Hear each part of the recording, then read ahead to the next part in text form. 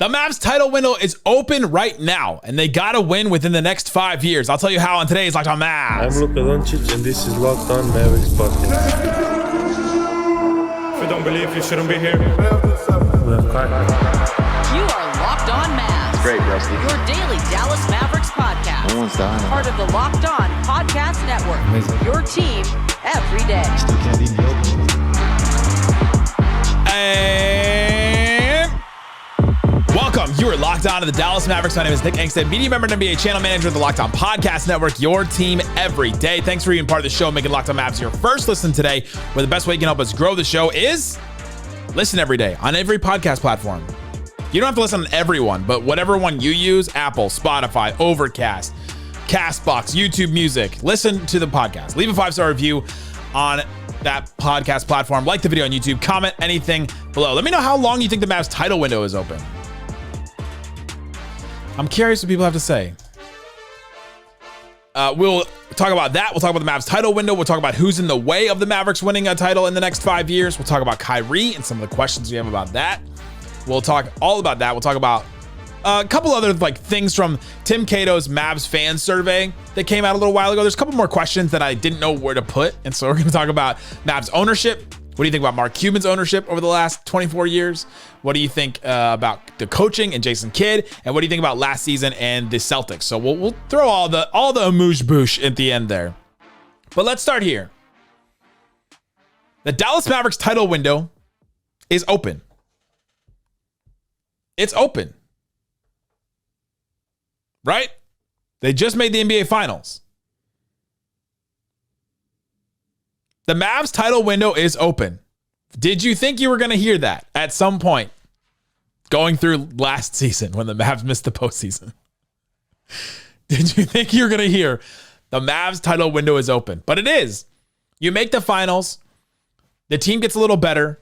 You look at the West around them. And one of the big questions on the Mavs fan survey that The Athletic and Tim Cato put out, how confident are you that Luka Doncic and Kyrie Irving, when both available, can be the two best players on the championship team? I have no questions.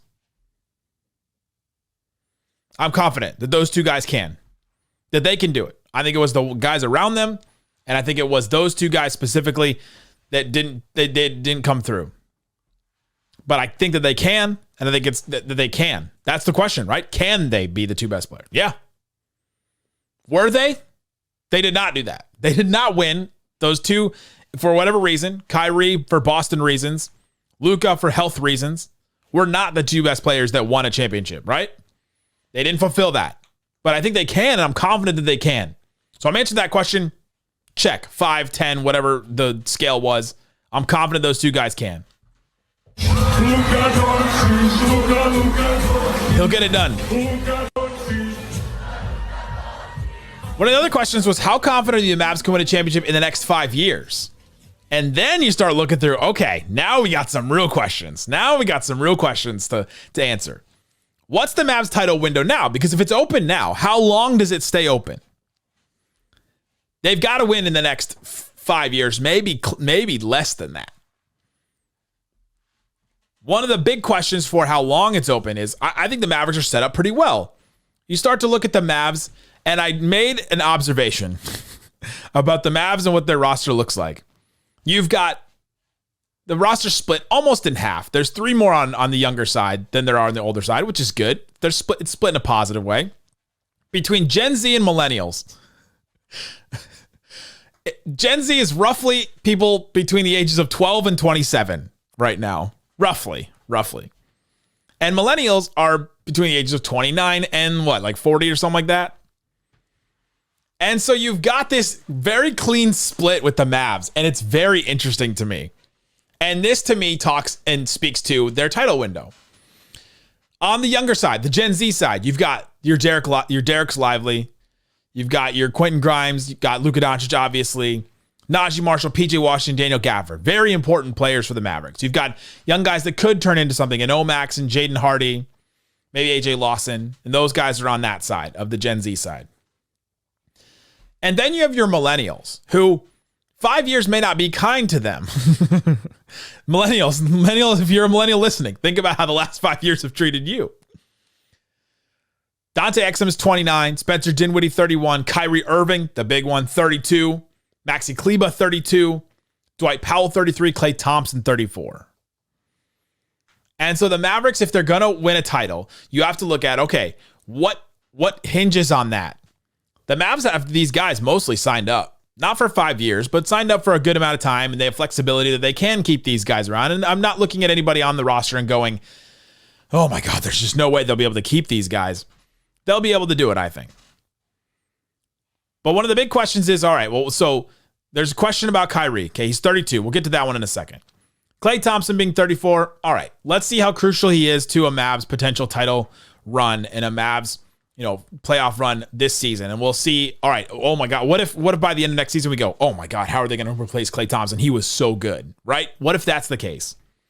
That'd be a pretty good problem to have. That'd be a pretty good problem to have. How do you replace Klay Thompson? But he's the oldest one on the roster. And so 5 years, you can't expect Klay Thompson to be around and play the same. He's not LeBron James. He's not going to play at this level or at a good level, all-star level throughout. He didn't even play an all-star level last year. He had the injuries too. And so they're like, all right, that may be one on the horizon. And so the Mavs title window, I think, kind of depends on Kyrie, obviously. He's 32. He's going to be 32 to start the season. You think he turns 33 in January. And if you think about Kyrie, you're like, all right, how's the window open for him? And I started to think about it, and I was like, all right, have we seen any guards like 6'3" and under? Because Kyrie is he's listed at 6'2". I'm 6'3". We're about the same height. So one of us is lying about our height. You get to decide who's lying about their height. Who's lying about their height? That's it. It's me versus the machines. The Matrix is taking over. Who is? Because we're about the same height, and he says 6'2", and I say 6'3". Maybe with shoes, we're both 6'3". Maybe that's what it is. But how many high-level years does Kyrie have left? That's the big question you got to answer. And so I started to look through, and I was like, all right, guards 6'3" and under to average 20-plus points in a season. How many? 33 years and older. 5. 5 ever. Steph Curry did it when he was 33, 34, and 35. He'll probably do it again at 36.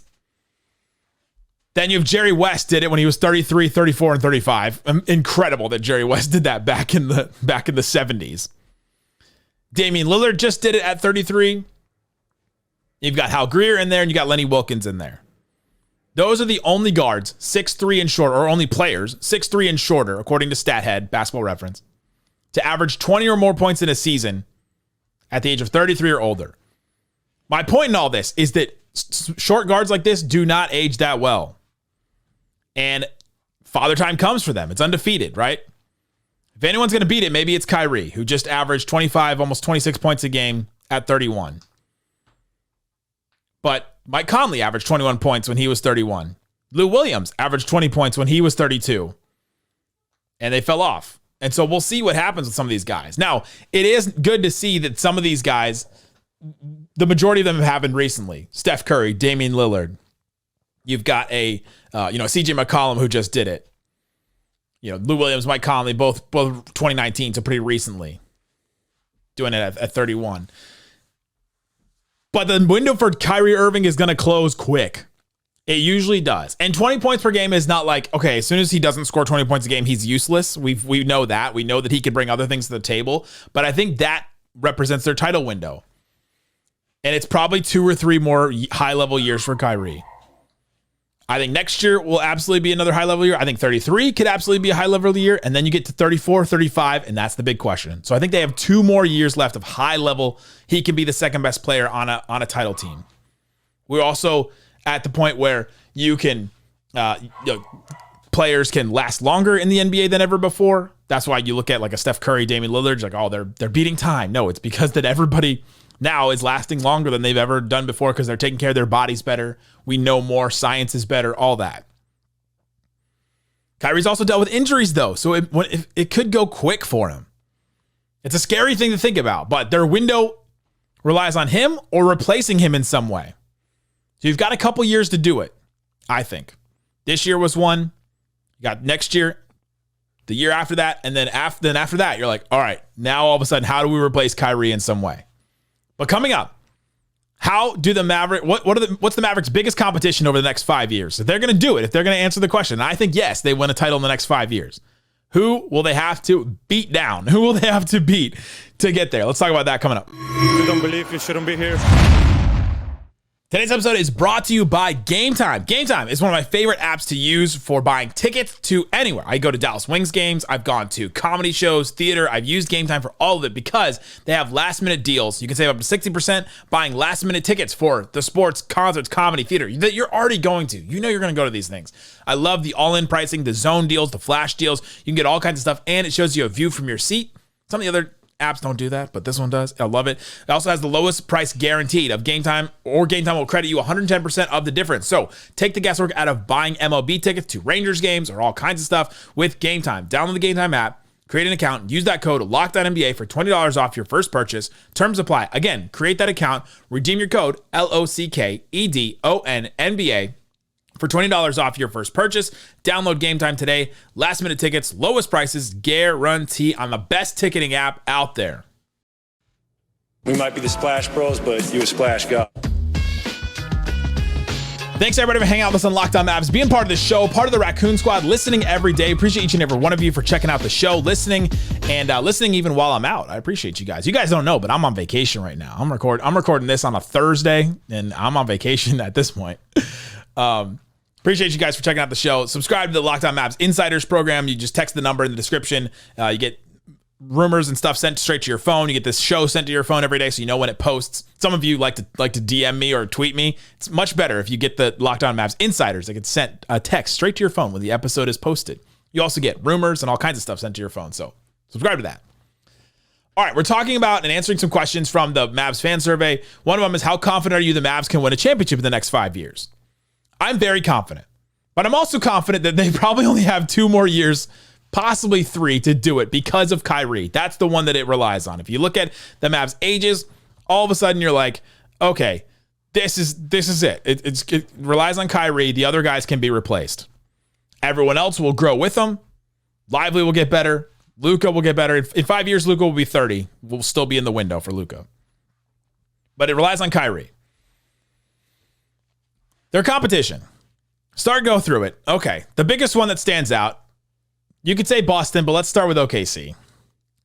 For them, you look at 5 years out, or you look at the next couple of years. Caruso is 30 years old.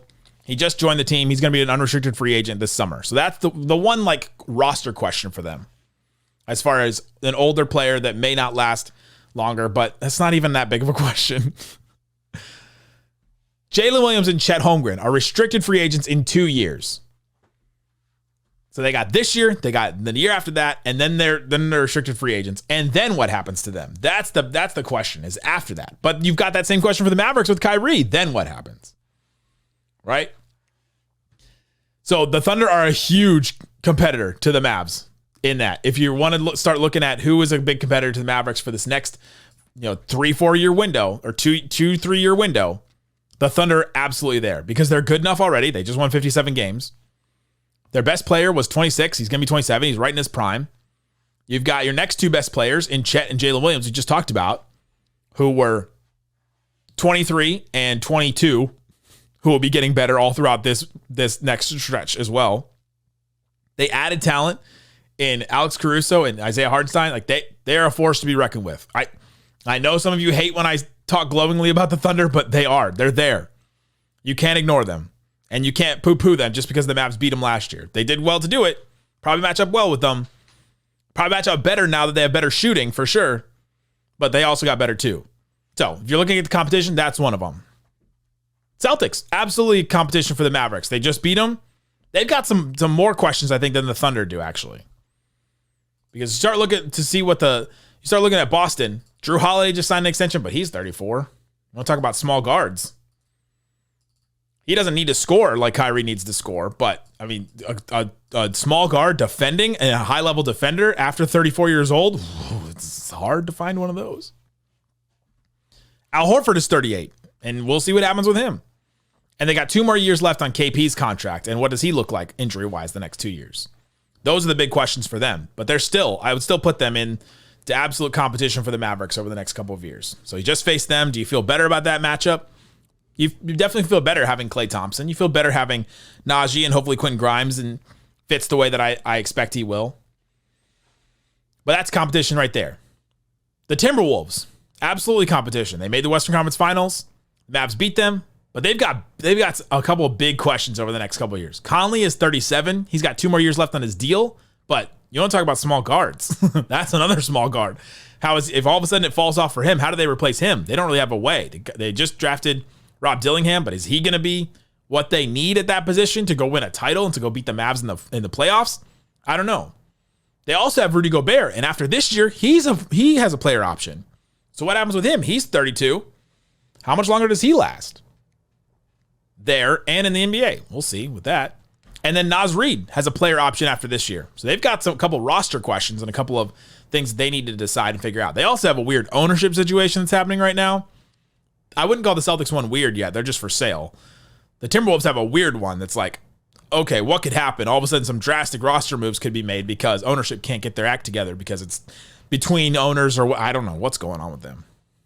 That's a questionable situation. But Anthony Edwards is rising, and they absolutely should be considered as competition. The Denver Nuggets should still absolutely be. They've got one of the best players in the world. It's Luka or him. Depends on the day. Depends on how I'm feeling.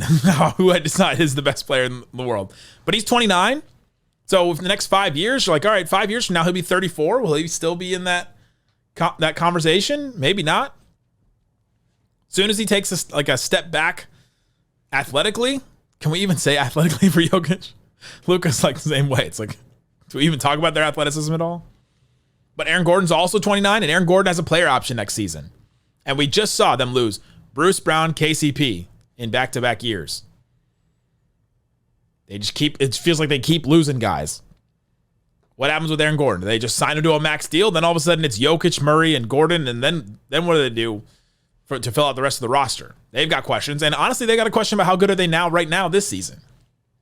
So that's a big question. But they absolutely should still be in there. As long as they have Jokic and Murray just signed in his extension, they'll have him. They'll have Michael Porter Jr. They're in the conversation too. So that's 4 teams: the Thunder, the Celtics, the Timberwolves, the Nuggets, who are not really going anywhere over the next couple of years, I don't think, unless some major injury happens. Then you got 2 wild cards that I think. One of them, all right, roll your eyes at me. Go ahead. Roll your eyes. The Phoenix Suns, I know. KD is 36.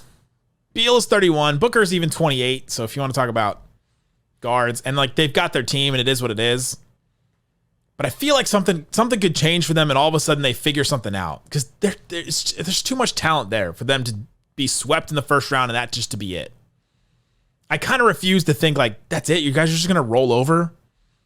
As much as like you may want them to, like, isn't there something in the back of your mind where you're like, are they just going to roll over like that? Like, I guess that's what they do in Game 7, 2022. That's what they did. But is that, like, I just refuse to believe that that's the end, that they get swept in the first round last year, and then they're just done. And then they don't compete anymore.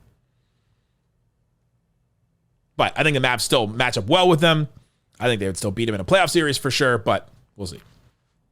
The other wild card that you can't roll your eyes at me about, I won't let you.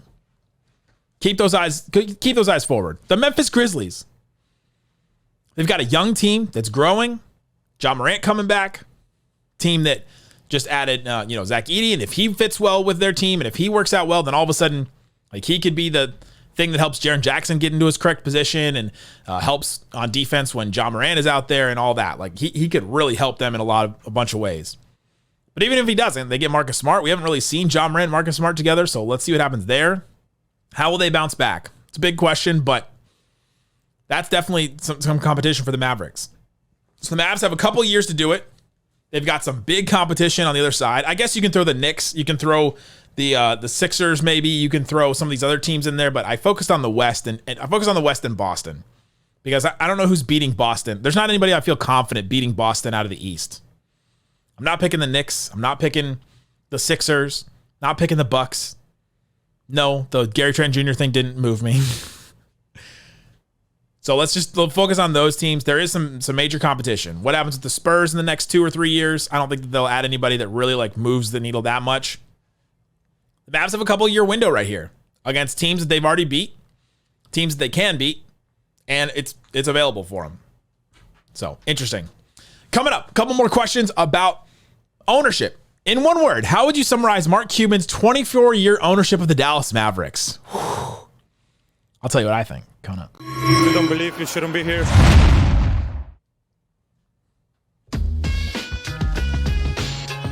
All right, guys, let's talk about the Dallas Mavericks some more. A couple more questions from the Mavs fan survey.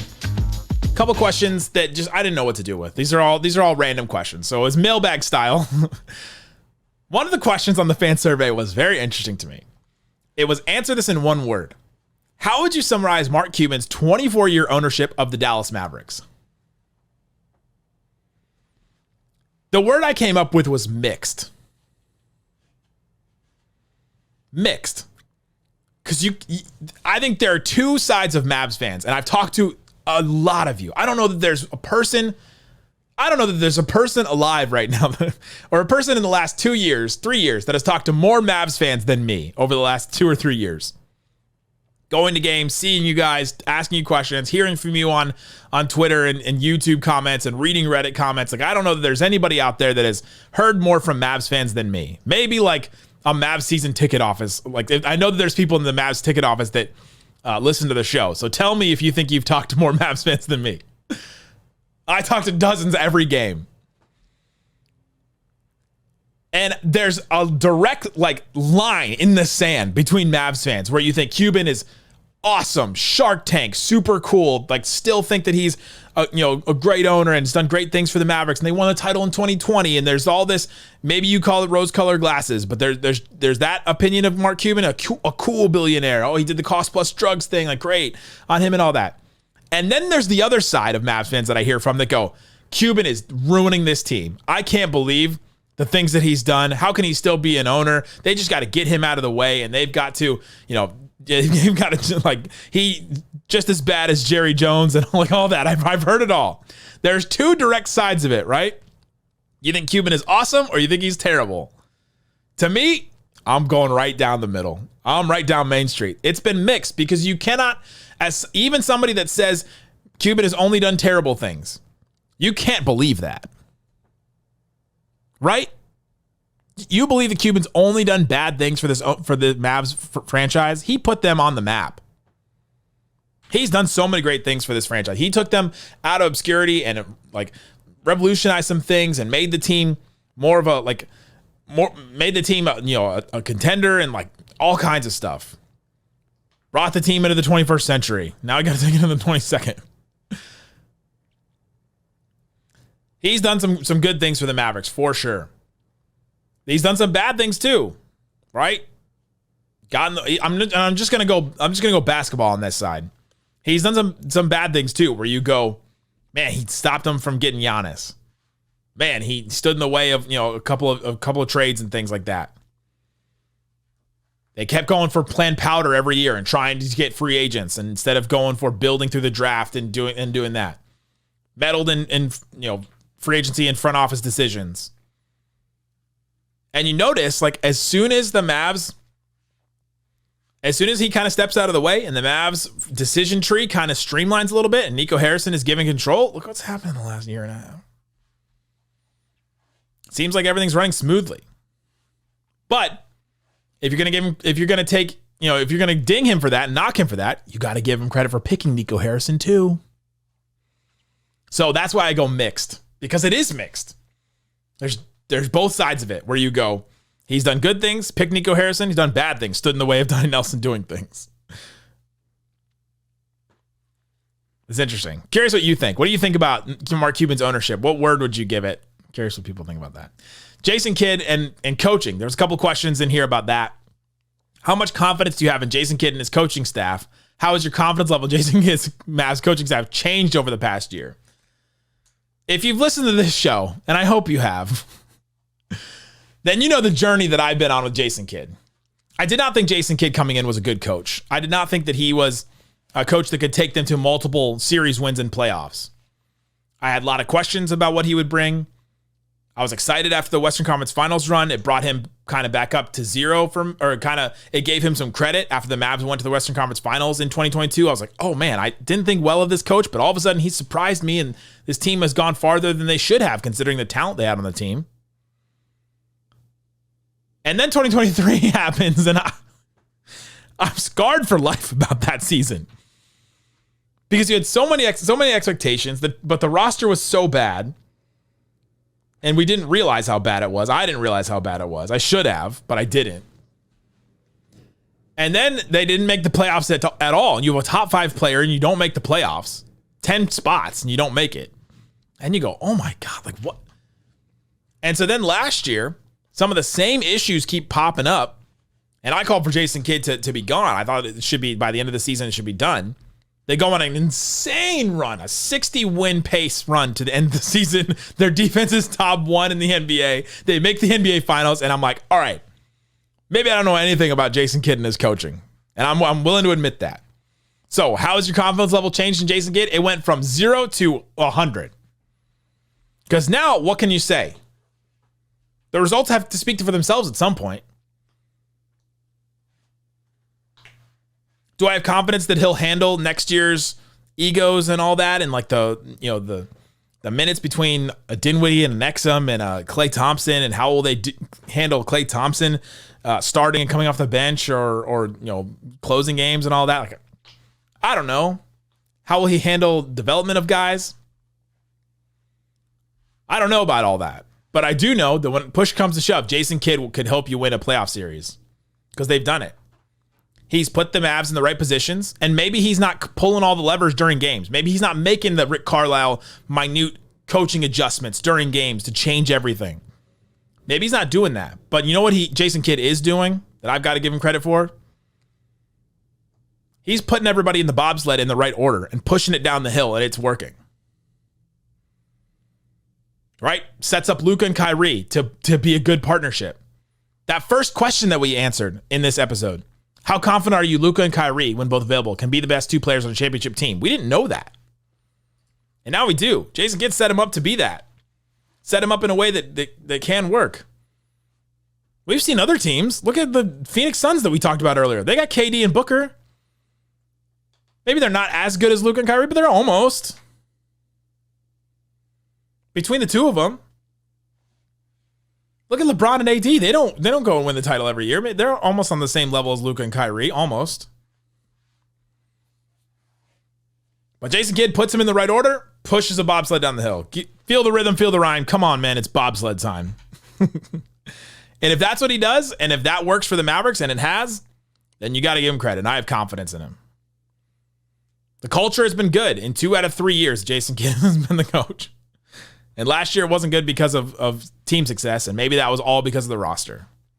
But the roster, as soon as the roster changes, the Mavs get a little change. KP is gone. They bring in Spencer Dinwiddie, get a little more offensive attacking, focus on the dirty work wings. Boom. Works. Mavs bring in a couple more defenders, PJ Washington, Daniel Gafford. Kyrie gets healthy. Boom. Works. When he's got the pieces, he can make it happen and make it work. How has your confidence level changed in Jason Kidd? I'm curious what you guys have to say about all that. Let me know the answer to some of these questions. How long do you think the Mavs title window is open? Answer that in the comment section below. And we'll be back tomorrow with Dana Larson. We'll talk about Derek Lively. I'm excited about that episode. I've already recorded it, so it's good stuff. Guys, thanks so much for listening to Locked on Mavs. Peace out. Boom!